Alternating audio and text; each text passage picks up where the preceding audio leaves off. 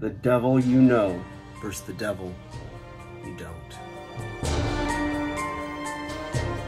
Hey guys, welcome back to 5nothing100nothing.com. I am Fugit, the fittest underdog guru, using intelligent tactics, getting fitter every day. All right, guys, check it out. You know the old saying, the devil you know versus the devil you don't. Or the devil you know is better than the devil you don't. Well, it's thought to be an Irish proverb that came from around the 1300s. And, just depending on what outlet you read from, there's some variable or variations of that. However, let's just jump into its accuracy in your life, right? Is it applicable? Is it true?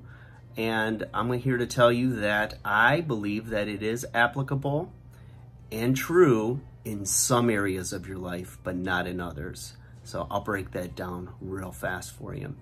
Now, I think that let's look at the two main areas of your life where this might come up. I would say one is like career, professionally, and the other is your love life or romance. So when it comes to work, right, your career, I say that this is definitely applicable. So easy for me to say. In that if you have somebody in your work environment, right, and you've seen the devil in them, you've seen their scheming or you've seen the lies, etc., you kind of already know their playbook. So you can strategize and anticipate what their next moves might be based on what you've seen before, what they've done to you or what they're doing, right? You can keep your game face on, play it cool, anticipate where their next move is going to be, and know that they're not going to set you up to fail or to sabotage you or trap you or screw you out of anything. So you've got that going for you when it's the devil you know versus the devil you don't. Because let's say you have a new hire, right? And you don't know anything about this person except their resume. Everybody has their, best face forward when they start, but it takes time to see what they're really about. And by the time you figure them out, they might have sabotaged you, screwed you out of, your job. Who knows, right? Set you up to fail. So in a work environment, it definitely is applicable. All right. Now, with regards to your love life and romance, I say a big resounding hell no, it's not applicable, okay? Because what happens is if you start to believe that, this gets back into something I call sunk cost fallacy. And the thing is with sunk cost fallacy is once you have enough time in a relationship and you've invested yourself, you're emotionally invested, you're getting something out of the relationship. There's some kind of a need being met, okay? Now, it might be an unhealthy relationship. It might be a dysfunctional relationship.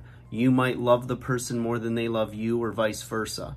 But instead of actually doing the right thing, which is to end the relationship, you stay in it because you've convinced yourself that this person is wonderful or you're going to change them or it's going to get better, tomorrow, whatever. As soon as we talk about this, as soon as we talk about that, and then before you know it, months and years have passed and nothing has changed because you can't change people. People change when they want to change. So when you have friends that are in relationships where they actually can communicate well with each other, they talk about problems, they work through it, and it makes them stronger, those are healthy relationships, okay? They understand each other's boundaries. They know their trigger points, they know their hot buttons, and they avoid it because they truly love them and respect them, okay? Now, if you're in the relationship where, you're like, well, they did this, they did that to me, but, they're still there. You might not say that, but that's really what's your actions are showing.